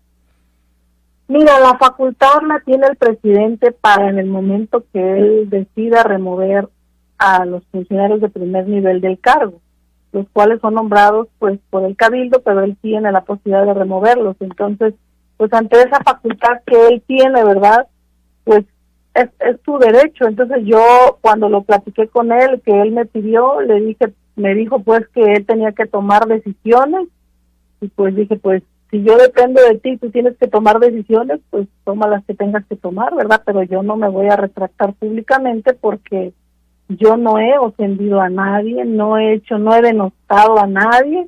Estoy en el ejercicio de mi libre expresión en un perfil personal. Entonces, se lo dije así, ¿verdad? Esmeralda, entonces no vas a tomar ninguna acción porque entiendes que está en sus facultades tomar decisiones sobre quién está en su equipo de trabajo. Así es, efectivamente, sí, o sea, solamente quiero pues dejar en claro que sí es una injusticia, que sí se sienta un mal precedente y que sí es algo que como sociedad colimense sí necesitamos pues poner la mirada, ¿verdad? Porque coartar las libertades de los demás, como todos tienen derechos, Esmeralda Cárdenas es ciudadana mexicana colimense y también tiene derecho. Creo que como mujer, pues, ¿verdad? También. ¿Crees que, justo a eso iba, crees que además de el tema de de que se te está removiendo al final por tus creencias religiosas, crees que el tema de género influyó de alguna manera en la decisión que toma el presidente municipal? He leído algunos comentarios, he recibido algunos comentarios que me dicen, si hubiera sido hombre el secretario del ayuntamiento, quizás no tomaba esta decisión, que recuerdan algunos casos, como algún caso de presunta violencia de género sucedida con un regidor en donde pues no se le detuvo, ¿no? La policía municipal no se le detuvo, y algunos otros comentarios que sugieren o dicen, interpretan que has sufrido de parte del alcalde violencia de género. ¿Así lo interpretas tú? No, yo la verdad no interpretaría un tema de violencia de género, yo lo interpreto una cuestión de fe y de expresión libre en un espacio público de publicación como es mi página personal de Facebook, y pues sí entiendo que fue una decisión pues apresurada, pues de domingo a lunes se me hizo como que las cosas pudieran haberse platicado y caminado de otra manera, y creo que los asuntos no hubieran llegado a este punto, pero pues así se toman decisiones, ¿verdad? Perfecto. Para entender un poco, entiendo y respeto obviamente tus creencias y tu fe, pero al seleccionar un pasaje bíblico que dice lo que dice, no practiques la homosexualidad, el tener relaciones sexuales con un hombre como si fuera una mujer, es un pecado detestable. Quisiera ir al fondo. ¿Tú consideras la homosexualidad algo detestable, algo de lo que se tiene que pedir perdón, algo que se tiene que corregir? Mira, lo que tengo que decirte del tema es una cita bíblica de Levítico. El libro de Levítico es un libro que trae la palabra de Dios y trae los mandatos de Dios para la vida en la humanidad de todos los seres humanos. Y como trae el de no robar, el de no hurtar, el de respetar a tu madre, a tu padre y a tu madre, también el que no está de acuerdo, pues obviamente con las relaciones fuera del matrimonio, es una cuestión moral, ¿verdad? Y es una cuestión que la Biblia establece lo que es un pecado, o sea, lo que a Dios no le agrada, lo que Él estableció en su palabra y a Él no le agrada. Yo lo comparto lo comparto para mi vida personal, para yo aplicarlo a mi vida y ajustarme a esa norma de conducta que Dios determina, pero eso es lo que decido yo. O sea, cada quien decide si lee la Biblia, si no la lee, si ora, si no ora. ¿Y eso no lo cumples a la hora de ser servidora pública? Por supuesto que no, porque es un asunto personal, y te digo que están los otros versículos de la Biblia que dicen que ame a mi prójimo, y como respeto ese que publiqué, respeto el que dice ama a tu prójimo. Entonces yo no soy, y respeto el otro que dice también que yo no soy nadie para juzgar, que Él es el único juez. Entonces yo no soy nadie para juzgar a nadie, lo único es compartir la palabra de Dios. ¿No crees que las personas de la diversidad sexual, homosexuales, lesbianas, trans, pudieran sentirse ofendidos al leer ese versículo? Pues lo que pasa es que yo no lo dirijo para ellos, ¿verdad? No tendrían por qué sentirse ofendidos porque es algo que yo aplico a mi vida, no lo estoy aplicando a ellos, ni los estoy juzgando, ¿verdad? Mi respeto de su decisión, o sea, mi deseo, ¿verdad?, es que conocieran lo que yo he conocido. Hace 7 años yo conocí de Cristo, Cristo vino a mi vida, transformó mi vida, y hoy yo tengo paz en mi corazón. Entonces, esa paz que yo tengo, esa tranquilidad que me ha dado el conocer de Dios, el leer la Biblia, pues yo quisiera que los demás, ¿verdad?, pudieran tener esa paz, pero pues eso es una decisión personal. Las cosas con Dios siempre son voluntarias. Dios no obliga a nadie. Entonces, ¿yo quién soy para poder obligar a alguien a que acate una cita bíblica? Cada quien es libre. Pero, por ejemplo, pienso en otras citas bíblicas. Génesis 3:16, tu marido te dominará. Carta de San Pablo a Timoteo 2, del 11 al 15, la mujer es la culpable del pecado. Eclesiastes 7:28, no hay mujer buena. Levítico 12, del 1 al 5, que habla de que la mujer es impura. Éxodo 20, el versículo 17, un mandamiento que cosifica a la mujer, no codiciarás la casa de tu prójimo, ni su mujer, ni su siervo. Y así, hay muchas citas bíblicas que creo que cualquier mujer podría sentirse ofendida, ¿no? Y que van en contra del respeto elemental a los derechos humanos. Yo creo que necesitamos verlo desde el punto de vista que Dios lo ve, que Dios ama al ser humano, pero no ama el pecado. Entonces Dios pone una norma de conducta y nos dio el libre albedrío, y cada uno tiene la determinación de si lo hace o no lo hace. Por eso es el libre albedrío, la libre decisión. Y todas las citas bíblicas están relacionadas con otras citas bíblicas, que al final una realidad y una verdad es que Dios, quien es el juez y quien al fin del día nos juzgará un día cuando nos presentemos delante de Él a todos, Él es el único juez que nos va a juzgar algún día. Entonces, pues Él puso las reglas, y entonces cada uno decidimos si las acatamos o no las acatamos. Por eso tenemos el libre albedrío para decidir, por eso está ahí la Biblia. Dicen, es el libro más leído, es un libro sagrado, es un libro que muchas personas respetan, que muchas personas tienen como conducta de vida, otras no lo tienen, ¿verdad? Y los que la tenemos, no tenemos por qué juzgar a los que no la tienen. Nosotros sabemos lo que hemos alcanzado, logrado, conseguido en cuanto a paz, armonía, ¿verdad? A descanso en Dios, a confianza en Dios, a fe en Dios. Cada uno de nosotros sabemos lo que hemos ganado, y nosotros sabemos que es de bendición, y nuestra conducta es ajustarse a ese libro. Los que somos creyentes necesitamos ajustarnos a ese libro, si no podemos decirnos creyentes, pero no lo somos. Entonces, ese libro sagrado para mí es una regla de conducta de vida que yo como creyente debo seguir. Los demás, ¿verdad? Cada quien está en libertad. Yo, ¿verdad? Puedo compartir mi experiencia, lo que yo he vivido a través de conocer la palabra, a través de vivirla, pero cada quien, ¿verdad? Es una experiencia personal y una relación personal con Dios. Entonces, yo no puedo juzgar a nadie, porque Dios no me permite que yo juzgue a nadie, porque Él es el que dice eso en su palabra. No lo digo yo, lo dice Él, y yo lo acato y lo acepto para mi vida. Esmeralda, y aquí tampoco somos un juzgado, y aquí no juzgamos a nadie, simplemente libremente queremos compartir puntos de vista, contrastarlos, escuchar a todas las voces. En síntesis, entonces, ¿el pasaje que compartes no lo consideras discriminatorio hacia los integrantes de la comunidad de la diversidad sexual? No lo considero discriminatorio, porque no va dirigido a ellos, no va dirigido a nadie en personal. O sea, ese va dirigido a mi persona, una regla de conducta que Esmeralda Cárdenas sigue y vive y respetará mientras viva, mientras Dios me permite estar aquí.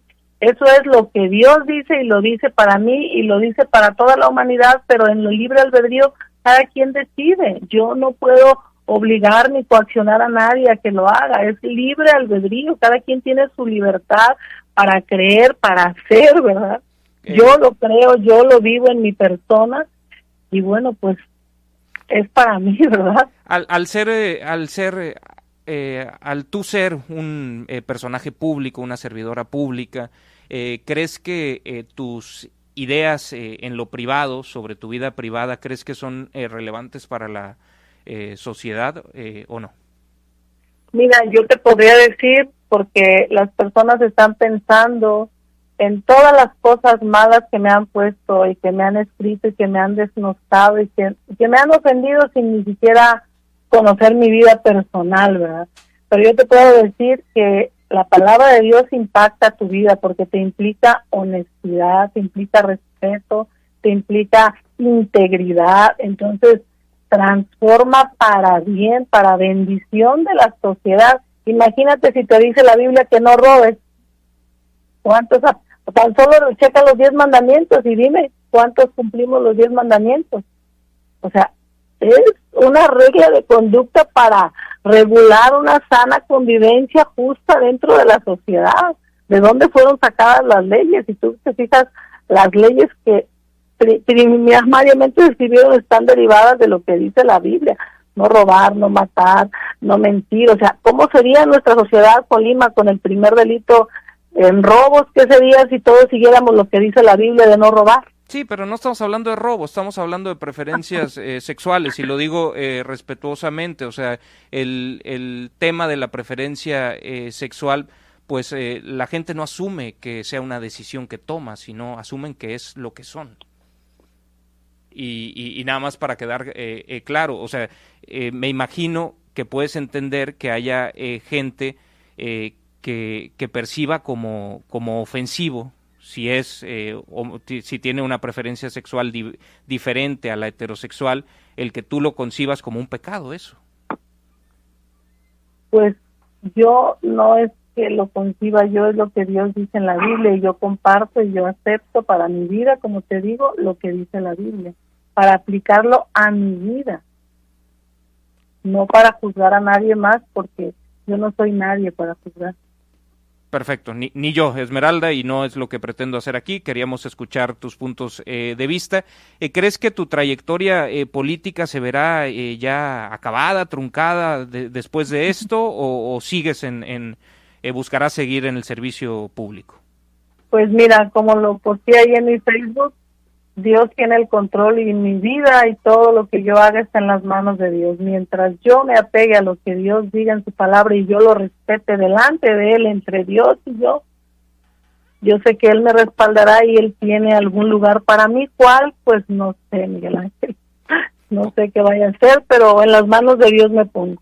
Pues bueno, y ya nos dirás si en eso hay alguna decisión de ser candidata, de buscarte acercar no sé si hay algún... ¿Crees que debe haber una separación entre religión y gobierno? Pues mira, yo creo que pues como gobernantes deberíamos de seguir los principios que nos hacen pues una sociedad justa, honesta, ¿verdad?, respetuosa, de una convivencia. Creo que los principios bíblicos muchas veces no los conocemos, y si no los aplicamos, yo lo que te puedo decir es que lo que yo he aprendido de la vida, de la Biblia, me ayuda a ser un mejor ser humano, una mejor persona para con los demás. Entonces creo que para mí en ese ser mejor ser humano, y además te trae paz, porque mira, todas las cosas que me han dicho, feas, de verdad feas, y yo no tengo, o sea, rencor, ni resentimiento, ni nada contra nadie, ¿verdad? Yo lo pongo en las manos de Dios, y pues Él que se encargue, ¿verdad? Porque yo no puedo juzgar. Entonces, el hecho que yo tenga paz en mi corazón y que yo pueda estar bien, ¿verdad?, porque no he ofendido a nadie, ¿verdad?, ni es mi intención denostar a nadie, pues eso me da paz, me da tranquilidad, y creo que es algo, ¿verdad?, que te ayuda a tener una vida de bien con los que te rodean. Esmeralda, algo que no te haya preguntado que quisieras añadir. Obviamente hay muchos comentarios, te los pasamos, los que sean respetuosos, sí. Pero algo, digo, entiendo que respeto yo tus puntos de vista, puedo diferir con algunos, pero obviamente respeto tus creencias y tus puntos de vista, aunque de fondo tenga alguna diferencia sobre el particular de cómo se ve la diversidad sexual. Pero algo que quisieras tú comentar para el auditorio. Pues solo agradecer, ¿verdad? Agradecer pues a Dios y a las personas que han manifestado pues su solidaridad y su apoyo, porque pues en lo humano, ¿verdad?, uno se siente y pues también se duele de toda la denostación, y pues sientes que es injusto, ¿verdad? Pero bueno, pues en las manos de Dios me pongo, ¿verdad? Agradecerle a toda la gente pues que ha estado pendiente ahí, y pues decirles también a las personas que pues hoy soy yo, ¿verdad? Pero pues ¿dónde está nuestra libertad de creencias y libertad de expresión? Para mí es un tema importante, hoy por mí, mañana pues por cualquier persona que por una presión de alguien más pueda sentirse violentada en sus derechos y no se mire esa parte, ¿verdad? Solo se mire un lado. Gracias, Esmeralda, por tu tiempo, por en este momento complejo, tomarnos la llamada y compartir tus puntos de vista y tu visión de este asunto, este asunto que te afecta principalmente a ti. Gracias y muy buen día. Muchas gracias, Miguel Ángel. Un saludo a todos. Esmeralda Cárdenas, exsecretaria del Ayuntamiento en Colima Capital. Hacemos una pausa y volvemos. Primera estación, el podcast de estacionpacífico.com con Miguel Ángel Vargas. Es traído a ustedes por La Marina, va con tu estilo, Cervecería de Colima, nos gusta mucho ser de aquí, y Kiosco, celebremos lo nuestro. Presentaron